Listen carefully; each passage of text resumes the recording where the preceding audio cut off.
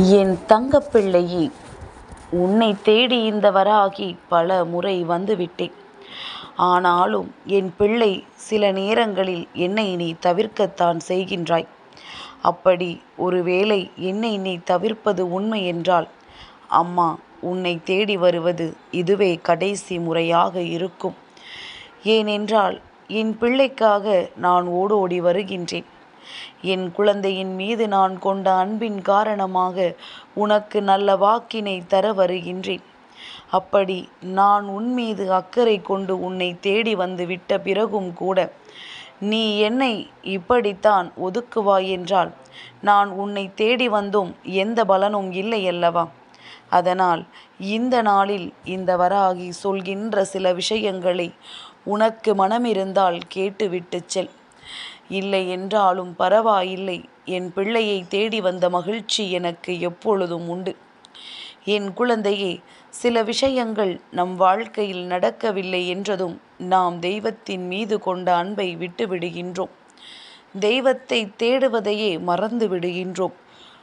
அதே நேரத்தில் நமக்கு நல்லது அதிகமாக நடந்துவிட்டாலும் தெய்வத்தை தேடுவதில்லை.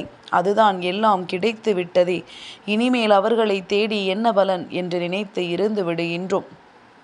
இப்படி இந்த வாழ்க்கையில் ஒவ்வொரு விஷயங்களையும் ஒவ்வொரு விதமாக புரிந்து கொள்ளும் பொழுது எல்லாவற்றையும் உன்னால் சரியாக ஏற்றுக்கொள்ள முடியாது. தெய்வத்தின் மீது வைத்திருக்கின்ற அன்பே உனக்கு சில நேரங்களில் இருக்கிறதா இல்லையா என்கின்ற கேள்வியை எழுப்பி விடுகின்றது. எல்லாவற்றிற்கும் ஒரு பொறுமை எப்பொழுதும் தேவை. உனக்குள் இருக்கின்ற பொறுமைதான் என்னை உன் அருகில் வர வைக்கும். உனக்குள் இருக்கின்ற நம்பிக்கைதான் என்னை உன் அருகில் நிறுத்தி வைக்கும் என்று அம்மா உனக்கு பல முறை சொல்லி இருக்கின்றேன். அப்படி இருக்கும் பொழுது என் குழந்தை, உன்னுடைய வாழ்க்கையில் எந்த ஒரு விஷயத்திலும் தடங்கல்கள் ஏற்பட்டது என்றவுடன் அதற்காக நீ மனம் வருந்திவிடக்கூடாது. இந்த வாழ்க்கை உனக்கு தருகின்ற ஒவ்வொரு விஷயங்களையும் சந்தோஷமாக கொடுக்கும் என்பதனை புரிந்து கொண்டு அம்மாவின் அன்பினையும் பெற்றுக்கொண்ட மகிழ்ச்சியோடு தானே என் பிள்ளை நீ இருந்திருக்க வேண்டும். அதற்கு மாறாக எப்பொழுதுமே மனதில் கவலைகளோடும் வேதனைகளோடும் நீ சுற்றி தெரிந்தால் அம்மாவிற்கு இது எத்தனை பெரிய வேதனைகளை கொடுக்கும் என்று உணர்ந்தாயா? துன்பங்கள் உனக்கு இல்லை என்று நான் சொல்லவில்லை. வாழ்க்கையில் வேதனைகள் இல்லை என்று ஒரு நாளும் சொல்லவில்லை. எல்லாவற்றிற்கும் மேலாக உன் வாழ்க்கையில் உனக்கான நம்பிக்கை ஒன்று இருக்கிறது. அந்த நம்பிக்கைதான் உன் தாயானவள் இந்த வராகி என்றுதான் நான் சொல்கின்றேன். ஒரு பிரச்சனை தொடங்குகிறது என்றால் நிச்சயமாக அதற்கு முடிவு என்ற ஒன்றும் உண்டு. அந்த முடிவினை நீ பெற்றுக்கொள்ள எப்பொழுதுமே தயாராக இருக்க வேண்டும் அல்லவா?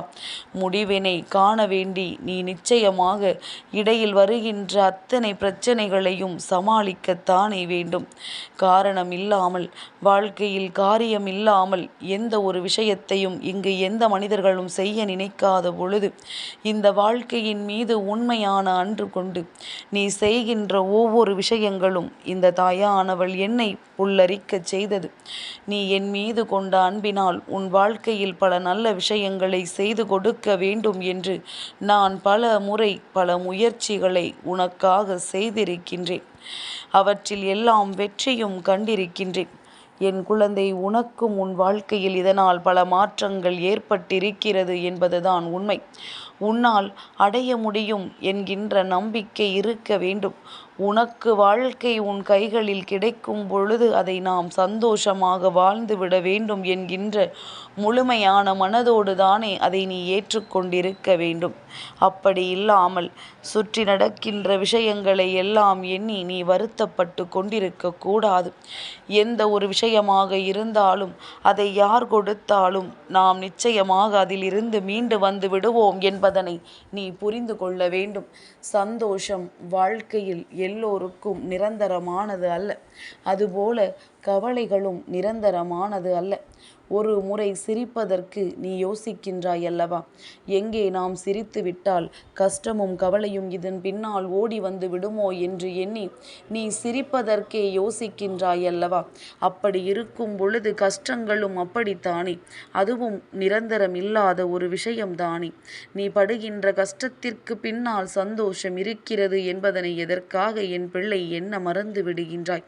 என் தங்கமே, எல்லா விதமான சூழ்நிலைகளையும் கடந்ததுதான் இந்த வாழ்க்கை. உனக்கு நான் தருகின்ற எல்லா விஷயங்களும் நிச்சயமாக ஒரு நாள் நல்லதொரு நிலையை அடையும். நான் உன் வாழ்க்கையில் உனக்கு வெற்றி கிடைக்க வேண்டும் என்றுதான் எல்லாவற்றையும் செய்து கொண்டிருக்கின்றேன். உனக்கு நடக்கவிருக்கின்ற அத்தனை நன்மைகளையும் கண்டு என் பிள்ளை எந்த நேரத்திலும் மனம் வெதும்பிவிடக்கூடாது. நீ எந்த ஒரு கஷ்டத்திலும் பதறக்கூடாது. எந்த ஒரு சந்தோஷத்தை கண்டும் துள்ளிவிடக்கூடாது. எப்பொழுதும் எல்லாவற்றையும் ஒன்று போல பார்க்க தொடங்கினாயானால் உன்னை தேடி வருகின்ற நன்மைகள் என்னவென்று சர்வ நிச்சயமாக உன்னால் புரிந்து கொள்ள முடியும். இந்த வாழ்க்கை என்பது உனக்கு தருகின்ற விஷயங்கள் என்னவென்று இன்னும் சில நாட்களுக்குள் நிச்சயமாக நீ புரிந்து கொள்வாய். என்னதான் இந்த வாழ்க்கையில் நடக்கின்றது? இந்த வாழ்க்கையில் உனக்கு கிடைத்தது என்ன? இனிமேல் கிடைக்கப் போவது என்ன? இந்த வாழ்க்கை உனக்கு தந்திருக்கின்ற நன்மைகள் என்ன, தீமைகள் என்ன என்று என் பிள்ளை எல்லாவற்றையும் நிச்சயமாக நீ தெரிந்து கொள்ள வேண்டும். இந்த சந்தர்ப்பங்களை எல்லாம் புரிந்து நீ இந்த வாழ்க்கையை வாழ்ந்து விட வேண்டும்.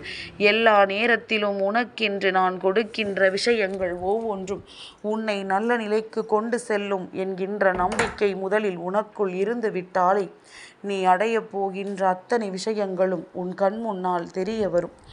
யாருக்காகவும் இந்த வாழ்க்கை உனக்கு கொடுக்கப்படவில்லை. இது உனக்கென்று கொடுக்கப்பட்டது. நீ மட்டும் சந்தோஷமாக வாழ வேண்டியது. இதில் தேவையில்லாத மற்றவர்களின் தலையீடு இருக்கும் என்றால் என் பிள்ளையே, அப்பொழுதுதான் நீ முதலில் தோற்றுப்போனாய் என்பதனை புரிந்து கொள். எல்லா சந்தர்ப்பங்களையும் கடந்து நீ வாழ வேண்டும் என்பது என்னுடைய விருப்பம். உன்னை சுற்றி நடப்பது எல்லாமுமே உன்னை வாழ விடாமல் தான் செய்கின்றது.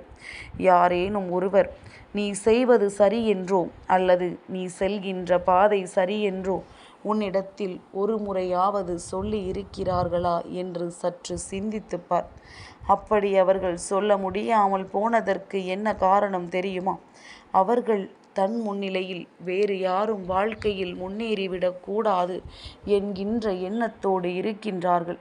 மற்றவர்கள் செய்கின்ற விஷயங்களை எல்லாம் இவர்கள் எப்பொழுதுமே நல்ல விதமாக நோக்குவதில்லை. எல்லாமும் இவர்களுக்கு தீய விஷயங்களாகத்தான் இருக்கின்றது. எல்லா நிலைமையும் இவர்களால் ஏற்றுக்கொள்ள முடியாததாகத்தான் இருக்கின்றது. இனியும் இந்த வாழ்க்கை நமக்கு கொடுத்தது என்னவென்று உணர முடியவில்லை என்றால் என் பிள்ளையே, நீ இனிமேலும் தோற்றுத்தான் போவாய்.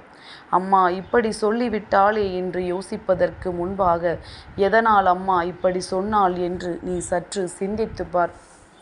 நான் உன்னோடு இருந்து உன் வாழ்க்கையை நல்லபடியாக முடித்து கொடுக்க நினைக்கும் பொழுது என் பிள்ளை, நீ இந்த சந்தர்ப்பங்களையும் சூழ்நிலைகளையும் சரியாக உனக்கானதாக பயன்படுத்தி கொள்ளாமல் விட்டுவிட்டாயானால் அதன் பிறகு நடப்பது கூட உனக்கு துன்பங்களாகத்தானே தெரியும்.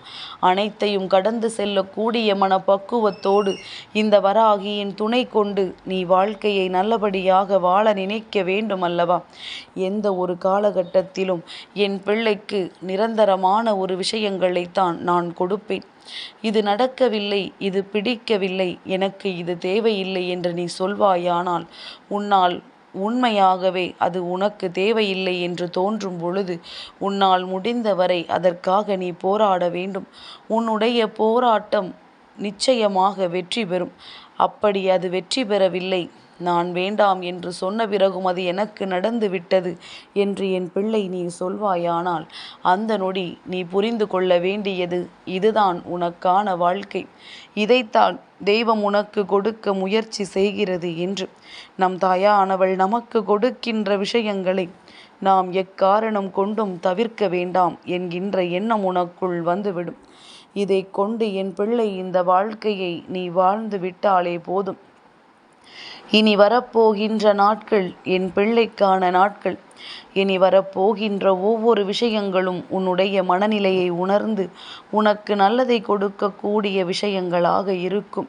எந்த காலத்திலும் இதையெல்லாம் தொலைத்து விடாமல், எந்த சூழ்நிலையிலும் இதையெல்லாம் இழந்து விடாமல் நீ மனமகிழ்ச்சியோடு இரு. நிச்சயமாக உனக்கு இனிமேல் நல்லதே நடக்கும். என் அன்பு தங்கமே, இந்த வராகி அம்மாவினுடைய ஆசீர்வாதங்கள் என்றென்றைக்கும் உனக்கு முழுமையாக கிடைத்து கொண்டே இருக்கும்.